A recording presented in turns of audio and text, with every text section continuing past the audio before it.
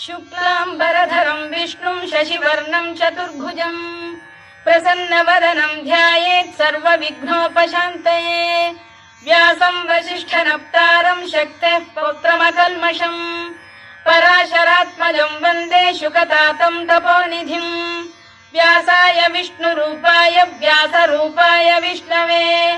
नमो वै ब्रह्मनिधये वासिष्ठाय नमो नमः। अविकाराय शुद्धाय नित्याय परमात्मने सदैकरूपरूपाय विष्णवे सर्वजिष्णवे यस्य स्मरणमात्रेण जन्म संसारबन्धनात् विमुच्यते। नमस्तस्मै विष्णवे प्रभविष्णवे। ॐ नमो विष्णवे प्रभविष्णवे। श्रीवैशम्पायन उवाच श्रुत्वा धर्मानशेषेण पावनानि च सर्वशः युधिष्ठिरः शान्तनवं पुनरेवाभ्यभाषत। युधिष्ठिर उवाच किमेकं दैवतं लोके किं वाप्येकं परायणम् स्तुवन्तः कङ्कमर्चन्तः प्राप्नुयुर्मानवा शुभम्। को धर्मः सर्वधर्माणां भवतः परमो मतः किं जपन्मुच्यते जन्तुर्जन्म संसारबन्धनात्। श्रीभीष्म उवाच जगत्प्रभुं देवदेवमनन्तं पुरुषोत्तमं स्तुवन्नाम सहस्रेण पुरुषः सततोत्थितः तमेव चार्चयन् नित्यं भक्त्या पुरुषमव्ययम् ध्यायन् स्तुवन् नमस्यं च यजमानस्तमेव च अनादिनिधनं विष्णुं सर्वलोकमहेश्वरम् लोकाध्यक्षं स्तुवन् नित्यं सर्वदुःखातिगो भवेत्। ब्रह्मण्यं सर्वधर्मज्ञं लोकानां कीर्तिवर्धनम् लोकनाथं महद्भूतं सर्वभूतभवोद्भवम् एष मे सर्वधर्माणां धर्मोऽधिकतमो मतः यद्भक्त्या पुण्डरीकाक्षं स्तवैरच्चेन्नरः सदा। परमं यो महत्तेजः परमं यो महत्तपः परमं यो महद्ब्रह्म परमं यः परायणम् पवित्राणां पवित्रं यो मङ्गलानां च मङ्गलम् दैवतं देवतानां च भूतानां यो व्ययः यतः सर्वाणि भूतानि भवन्त्यादियुगागमे यस्मिंश्च प्रलयं यान्ति पुनरेव युगक्षये तस्य लोकप्रधानस्य जगन्नाथस्य भूपते विष्णोर्नाम सहस्रं मे शृणु पापभयापहम्। यानि नामानि गौणानि विख्यातानि महात्मनः ऋषिभिः परिगीतानि तानि वक्ष्यामि भूतये। ऋषिर्नाम्नां सहस्रस्य वेदव्यासो महामुनिः छन्दोऽनुष्टुप् तथा देवो भगवान् देवकीसुतः अमृतांशुद्भवो बीजं शक्तिर्देवकी नन्दनः त्रिसामा हृदयं तस्य शान्त्यर्थे विनियुज्यते। विष्णुं जिष्णुं महाविष्णुं प्रभविष्णुं महेश्वरम् अनेकरूपदैत्यान्तं नमामि पुरुषोत्तमम्। अस्य श्रीविष्णोर्दिव्यसहस्रनामस्तोत्रमहामन्त्रस्य श्रीवेदव्यासो भगवान् ऋषिः अनुष्टुप्-छन्दः श्रीमहाविष्णुः परमात्मा श्रीमन्नारायणो देवता अमृतांशुद्भवो भानुरिति बीजम् देवकी नन्दन सृष्टेति शक्तिः उद्भवः क्षोभणो देव इति परमो मन्त्रः शङ्खबृन्नन्दकी चक्रीति कीलकम् शार्ङ्गधन्वा गदाधर इत्यस्त्रम् रथाङ्गपाणिरक्षोभ्य इति नेत्रम् त्रिसामा सामगः सामेति कवचम् आनन्दम् परब्रह्मेति योनिः ऋतुः सुदर्शनकाल इति दिग्बन्धः श्रीविश्वरूप इति ध्यानम् श्रीमहाविष्णुप्रीत्यर्थे सहस्रनाम जपे विनियोगः। ध्यानम् क्षीरोदन्वत्प्रदेशे शुचिमणिविलसत्सैकते मौक्तिकानाम् मालाक्लुप्तासनस्थस्फटिकमणिनिभैर्मौक्तिकैर्मण्डिताङ्गः शुभ्रैरभ्रैरदभ्रैरुपरि विरचितैर्मुक्तपीयूषवर्षैः आनन्दीन पुरीयादरिनलिन गदा शङ्खपाणिर्मुकुन्दः भूः पादौ यस्य नाभिर्वियलसुरनिलश्चन्द्रसूर्यौ च नेत्रे कर्णावाशा शिरोद्यौर्मुखमपि दहनो यस्य वास्तेयमब्धिः अन्तस्थं यस्य विश्वं सुरनरखगो भोगि गन्धर्वदैत्यैः चित्रं रम्यते तं त्रिभुवन वपुषं विष्णुमीशं नमामि। ॐ नमो भगवते वासुदेवाय। शान्ताकारं भुजगशयनं पद्मनाभं सुरेशं विश्वाधारं गगनसदृशं मेघवर्णं शुभाङ्गम् लक्ष्मीकान्तं कमलनयनं योगिधृध्यानगम्यं वन्दे विष्णुं भवभयहरं सर्वलोकैकनाथम्। मेघश्यामं पीतकौशेयवासं श्रीवत्साङ्कं कौस्तुभोद्भासिताङ्गम् पुण्योपेतं पुण्डरीकायताक्षं विष्णुं वन्दे सर्वलोकैकनाथम्। नमः समस्तभूतानामादिभूताय भूभृते अनेकरूपरूपाय विष्णवे प्रभविष्णवे सशङ्खचक्रं सकिरीटकुण्डलं सपीतवस्त्रं सरसीरुहेक्षणं सहारवक्षस्थलशोभिकौस्तुभं नमामि विष्णुं शिरसा चतुर्भुजम्। छायायां पारिजातस्य हेमसिंहासनोपरि आसीनमम्बुदश्याममायताक्षमलङ्कृतम् चन्द्राननं चतुर्बाहुं श्रीवत्साङ्कितवक्षसम् रुक्मिणी सत्यभामाभ्यां सहितं कृष्णमाश्रये।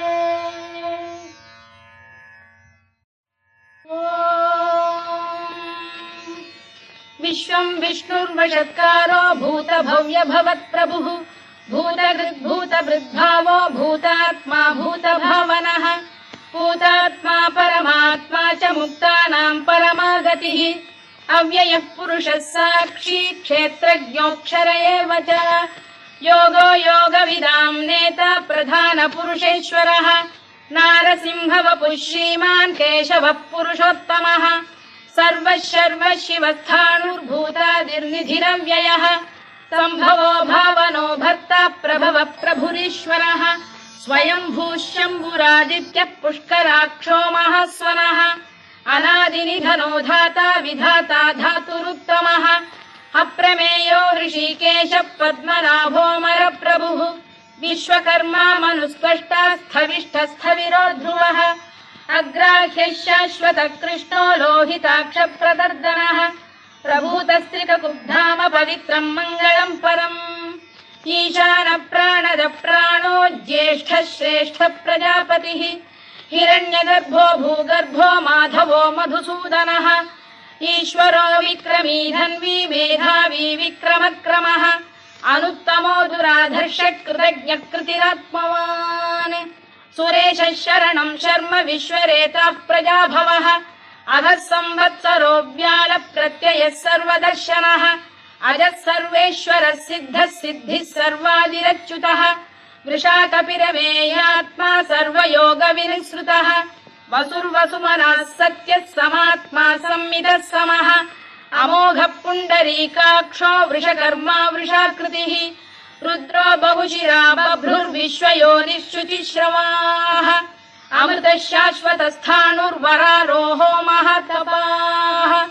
सर्वगः सर्वविद्भानुर्विश्वक्सेनो जनार्दनः वेदो वेदविदव्यङ्गो वेदाङ्गो वेदवित्कविः लोकाध्यक्षः सुराध्यक्षो धर्माध्यक्षः कृताकृतः चतुरात्मा चतुर्व्यूहश्चतुर्दंष्टश्चतुर्भुजः भ्राजिष्णुर्भोजनं भोक्ता सहिष्णुर्जगदादिजः अनघो विजयो जेता विश्वयोनिः पुनर्वसुः उपेन्द्रो वामनः प्रांशुरमोघः शुचिरूर्जितः अतीन्द्रः सङ्ग्रहः सर्गो धृतात्मा नियमो यमः वेद्यो वैद्यः सदा योगी वीरः माधवो मधुः अतीन्द्रियो महामायो महोत्साहो महाबलः महाबुद्धिर्महावीर्यो महाशक्तिर्महाद्युतिः अनिर्देश्य वपुः श्रीमान् अमे आत्मा महाधृधृत् महेश्वासो महीभर्ता श्रीनिवासः सताङ्गतिः अनिरुद्धः सुरानन्दो गोविन्दो गोविदाम्पतिः मरीचिर्दमनो हंसः सुपर्णो भुजगोत्तमः हिरण्यनाभः सुतपाः पद्मनाभः प्रजापतिः अमृत्युः सर्वदृक्सिंहः सन्धाता सन्धिमान् स्थिरः अजो दुर्मर्षणः शास्ता विश्रुतात्मा सुरारिः गुरुर्गुरुतमो धाम सत्यः सत्यपराक्रमः निमिषो निमिषस्रग्वी वाचस्पतिरुदारधीः अग्रणीर्ग्रामणी श्रीमान् न्यायो नेता समीरणः सहस्रमूर्धा विश्वात्मा सहस्राक्षः सहस्रपात् आवर्तनो निवृत्तात्मा संवृतः सम्प्रवर्धनः अधः संवर्तको वह्निरनिरोधरणीधरः सुप्रसाद प्रसन्नात्मा विश्वधृक् विश्वभुग्विभुः सत्कर्ता सत्कृतः साधुर्जह्नुर्नारायणो नरः असंख्येयो प्रमेयात्मा विशिष्टः शिष्टकृच्छुचिः सिद्धार्थः सिद्धसङ्कल्पः सिद्धिदः सिद्धिसाधनः वृषाही वृषभो विष्णुर्वृषपर्वा वृषोदरः वर्धनो वर्धमानश्च विविक्तः श्रुतिसागरः सुभुजो दुर्धरो वाग्मी महेन्द्रो वसुदो वसुः नैकरूपो बृहद्रूपः शिपिविष्टप्रकाशनः ओजस्तेजोऽब्जुदिधरः प्रकाशात्मा प्रतापनः वृद्धस्पष्टाक्षरो मन्त्रश्चन्द्रांशुर्भास्करद्युतिः अमृतांशुद्धवो भानुः शशबिन्दुः सुरेश्वरः औषधम् जगतः सेतुः सत्यधर्मपराक्रमः भूतभव्यभवन्नाथः पवनः पावनो नरः कामः कामकृत्कान्तः कामः कामप्रदप्रभुः युगादिकृद्युगावर्तो नैकमायो महाशनः अदृश्यो व्यक्तरूपश्च सहस्रजिदनन्तजित् इष्टो विशिष्टः शिष्टेष्टः शिखण्डी नघुषो वृषः क्रोधः क्रोधकृत्कर्ता विश्वबाहुर्महीधरः अच्युत प्रथित प्राण प्राणदो वासवानुजः अपां निधिरधिष्ठानमप्रमत्त प्रतिष्ठितः स्कन्द स्कन्दधरो धुर्यो वरदो वायुवाहनः वासुदेवो बृहद्भानुरादिदेवः पुरन्दरः अशोकस्तारणस्तारः शूरः शौरिर्जनेश्वरः अनुकूलः शतावर्तः पद्मी पद्मनिभेक्षणः पद्मनाभोरविन्दाक्षः पद्मगर्भः शरीरभृत् महर्धिर्वृद्धो वृद्धात्मा महाक्षो गरुडध्वजः अतुलः शरभो भीमः समयज्ञो हविर्हरिः सर्वलक्षणलक्षण्यो लक्ष्मीवान् समितिञ्जयः विक्षरो रोहितो मार्गो हेतुर्दामोदरः सः महीधरो महाभागो वेगवानमिताशनः उद्भवः क्षोभणो देवः श्रीगर्भः परमेश्वरः करणम् कारणम् कर्ता विकर्ता गहनो गुहः व्यवसायो व्यवस्थानः संस्थानस्थानदो ध्रुवः परद्धिः परमस्पष्टस्तुष्टः पुष्टः शुभेक्षणः रामो विरामो विरतो मार्गो नेयोनयोनयः वीरः शक्तिमताम् श्रेष्ठो धर्मो धर्मविदुत्तमः वैकुण्ठः पुरुष प्राण प्राणद प्रणवपृतुः हिरण्यगर्भः शत्रुघ्नो व्याप्तो वायुरधोक्षजः ऋतुः सुदर्शनकारः परमेष्ठी परिग्रहः उग्रः संवत्सरो दक्षो विश्रामो विश्वदक्षिणः विस्तारस्थावरस्थाणुः प्रमाणम् बीजमव्ययम् अर्थोऽनर्थो महाकोशो महाभोगो महाधनः अनिर्विण्णस्थविष्ठो भूर्धर्मयूपो महामखः नक्षत्रनेमिर्नक्षत्री क्षमः क्षामः समीहनः यज्ञयुज्यो महेज्यश्च क्रतुः सत्रम् सदाम् गतिः सर्वदर्शी विमुक्तात्मा सर्वज्ञो ज्ञानमुत्तमम् सुव्रतः सुमुखः सूक्ष्मः सुघोषः सुखदः सुहृद् मनोहरो जितक्रोधो वीरबाहुर्विदारणः स्वापनः स्ववशो व्यापी नैकात्मा नैककर्मकृत् वत्सरो वत्सलो वत्सी रत्नगर्भोधनेश्वरः धर्मकृद्धर्मी सदसक्षरमक्षरम् अविज्ञाता सहस्रांशुर्विधाता कृतलक्षणः गभस्तिनेमिः सप्तस्तः सिंहो भूतमहेश्वरः आदिदेवो महादेवो देवेशो देवभृद्गुरुः उत्तरो गोपतिर्गोप्ता ज्ञानगम्यः पुरातनः शरीरभूतभृद्भोक्ता कपीन्द्रो भूरि दक्षिणः सोमपोऽमृतपः सोमः पुरुजिः पुरुषत्तमः विनयो जयः सत्यसन्धो दाशार्हः सात्वताम् पतिः जीवो विनयिता साक्षी मुकुन्दो मितविक्रमः अम्भोनिधिरनन्तात्मा महोदधिशयोऽन्तकः अजो महार्घः स्वाभाव्यो जितामित्रप्रमोदनः आनन्दो नन्दनो नन्दः सत्यधर्मा त्रिविक्रमः महर्षिः कपिलाचार्यः कृतज्ञो मेदिनीपतिः त्रिपदस्त्रिदशाध्यक्षो महाशृङ्गकृतान्तकृत् महावराहो गोविन्दः सुषेणः कनकाङ्गनी गुह्यो गभीरो गहनो गुप्तश्चक्रगदाधरः मेधास्वाङ्गो जितकृष्णो दृढः सङ्कर्षणोच्युतः वरुणो वारुणो वृक्षः पुष्कराक्षो महामनाः भगवान् भगहानन्दी वनमाली हलायुधः आदित्यो ज्योतिरादित्यः सहिष्णुर्गतिसत्तमः सुधन्वाखण्ड परशुर्दारुणो द्रविणप्रदः दिवस्पृक् सर्वदृग्व्यासो वाचस्पतिरयो निजः त्रिसामासामगः साम निर्वाणम् भेषजम् भिषज सन्न्यासकृच्छमः शान्तो निष्ठा शान्तिः परायणम् शुभाङ्गः शान्तिदः स्रष्टा कुमुदः कुवलेशयः गोहितो गोपतिर्गोप्ता वृषभाक्षो वृषप्रियः अनिवर्ती निवृत्तात्मा संक्षेप्ताक्षेमकृच्छिवः श्रीवत्सवक्षः श्रीवासः श्रीपतिः श्रीमताम्बरः श्रीधः श्रीशः श्रीनिवासः श्रीनिधिः श्रीविभावनः श्रीधर श्रीकर श्रेयः श्रीमान् लोकत्रयाश्रयः स्वक्षः स्वङ्गः शतानन्दो नन्दिर्ज्योतिर्गणेश्वरः विजितात्मा विधेयात्मा सत्कीर्तिश्चिन्न संशयः उदीर्णः सर्वतश्चक्षुरनीशः शाश्वतस्थिरः भूषयो भूषणो भूतिर्विशोकः शोकनाशनः अर्चिष्मानर्चितः कुम्भो विशुद्धात्मा विशोधनः अनिरुद्धो प्रतिरथ प्रद्युम्नो मितविक्रमः कालनेमिनिः वीरः शौरिः शूरजनेश्वरः त्रिलोकात्मा त्रिलोकेशः केशवः केशिहा हरिः कामदेवः कामपालः कामी कान्तकृतागमः अनिर्देश्य वपुर्विष्णुर्वीरोऽनन्तो धनञ्जयः ब्रह्मण्यो ब्रह्मकृद्ब्रह्मा ब्रह्म ब्रह्मविवर्धनः ब्रह्मविब्राह्मणो ब्रह्मी ब्रह्मज्ञो ब्राह्मणप्रियः महाकमो महाकर्मा महातेजा महोरगः महाक्रतुर्महायज्वा महायज्ञो महाहविः स्तव्यस्तव प्रियस्तोत्रम् स्तुतिस्तोतारणप्रियः पूर्णः पूरयिता पुण्यः पुण्यकीर्तिरनामयः मनोजवस्तीर्थकरो वसुरेता वसुप्रदः वसुप्रदो वासुदेवो वसुर्वसुमनाहविः सद्गतिः सत्कृतिः सत्ता सद्भूतिः सत्परायणः शूरसेनो यदुश्रेष्ठः सन्निवासः सुयामुनः भूतावासो वासुदेवः सर्वासु निलयो नलः दर्पः दर्पदो दृप्तो दुर्धरोऽथा पराजितः विश्वमूर्तिर्महामूर्तिर्दीप्तमूर्तिरमूर्तिमान् अनेकमूर्तिरव्यक्तः शतमूर्तिः शताननः एकोनैकः स वक्र किं यत्तत्पदमनुत्तमम्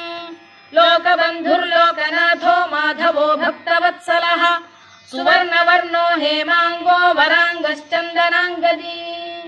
वीरः विषमः शून्यो घृताशीरचरश्चरः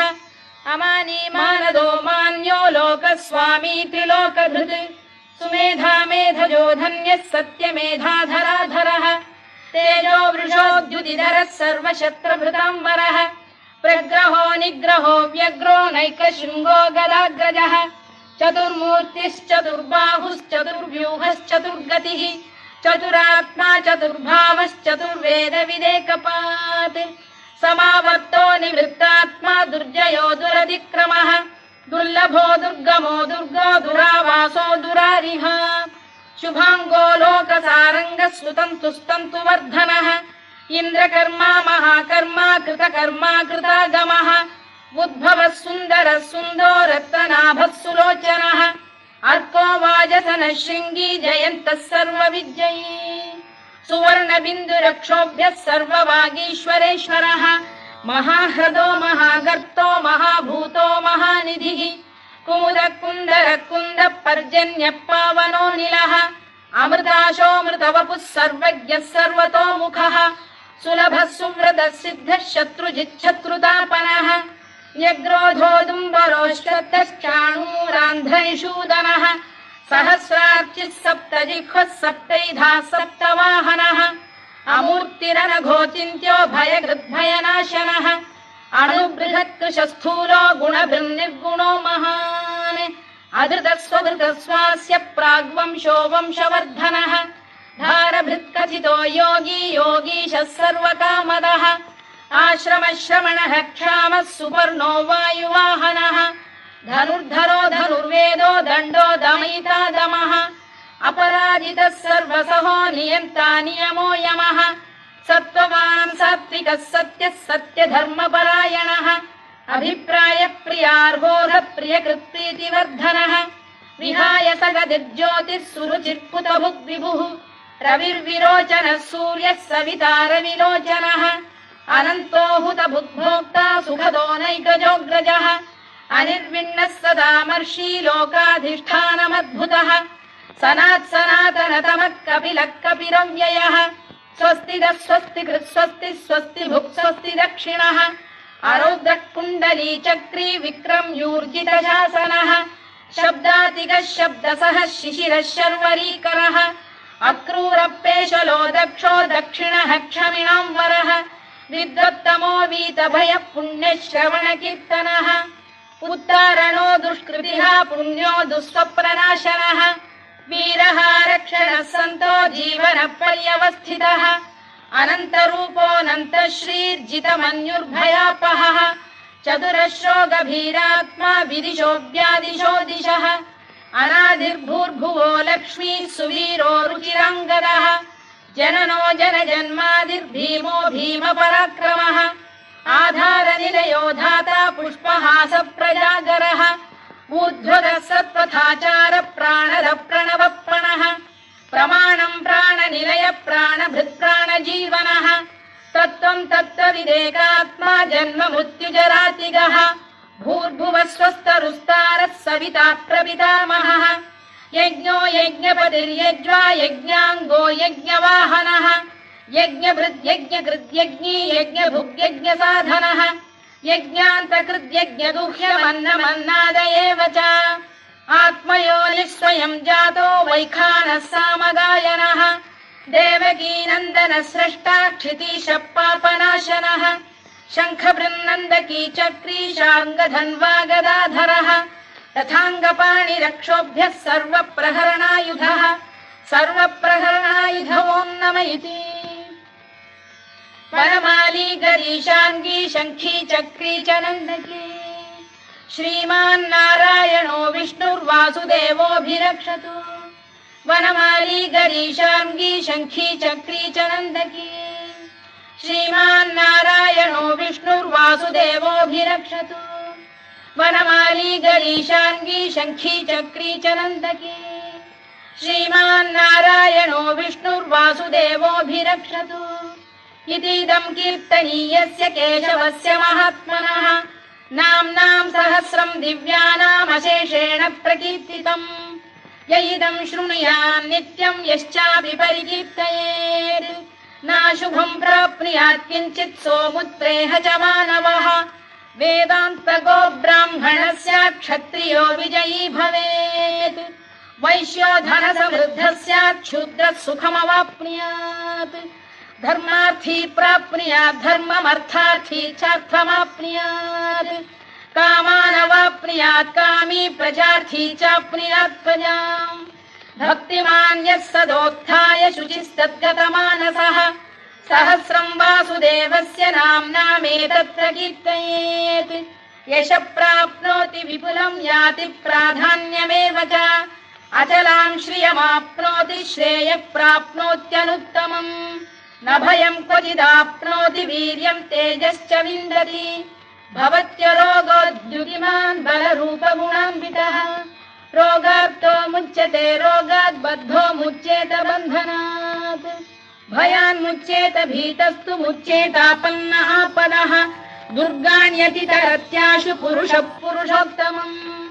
सुवन्नाम सहस्रेण नित्यं भक्तिसमन्वितः वासुदेवाश्रयो मर्त्यो वासुदेवपरायणः सर्वपापविशुद्धात्मा याति ब्रह्म सनातनम् न वासुदेव भक्तानामशुभो विद्यते क्वचित् जन्म मृत्युजरा व्याधि भयं नैवोपजायते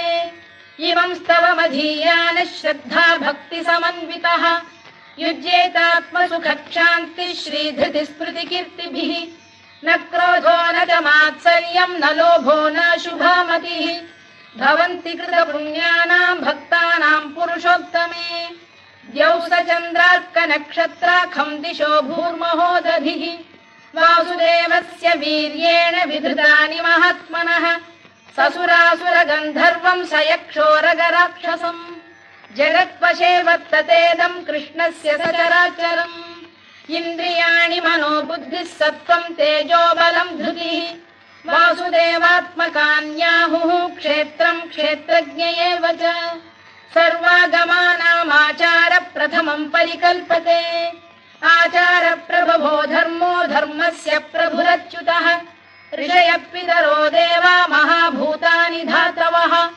जङ्गमा जङ्गमं चेदं जगन्नारायणोद्भवम्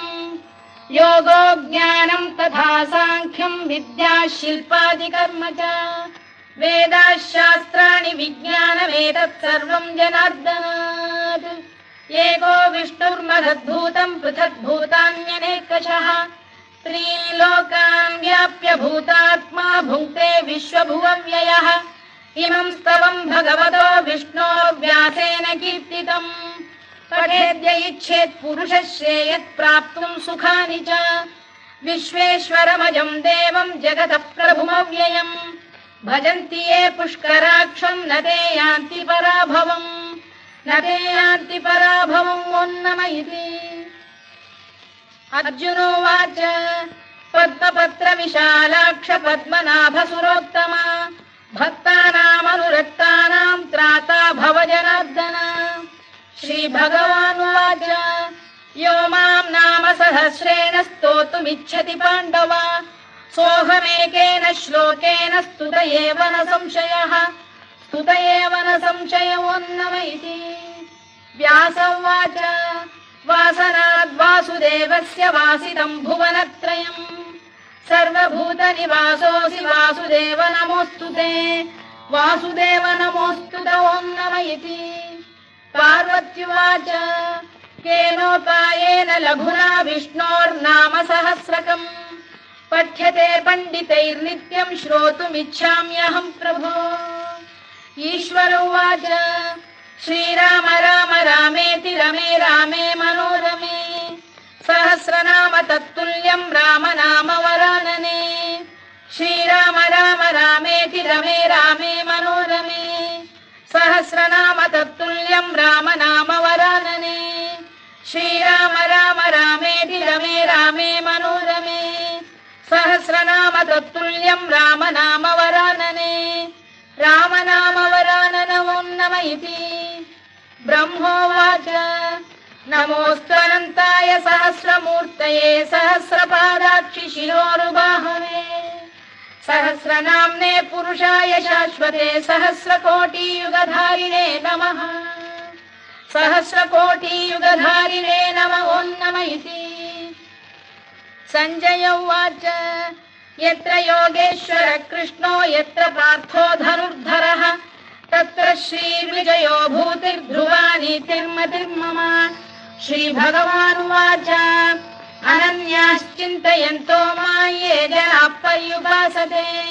तेषां नित्याभियुक्तानां योगक्षेमं वहाम्यहम् परित्राणाय साधूनां विनाशाय च दुष्कृतां धर्म संस्थापनार्थाय सम्भवामि युगे युगे आर्ता विषण्णाः शिथिलाश्च भीता घोरेषु च व्याधिषु वर्तमानाः संकीर्त्य नारायण शब्दमात्रं विमुक्तदुःखाः सुखिनो भवन्तु कायेन वाचा मनसेन्द्रियैर्वा बुद्ध्यात्मना वा प्रकृते स्वभावात् करोमि यद्यत् सकलं परस्मै नारायणायेति समर्पयामि।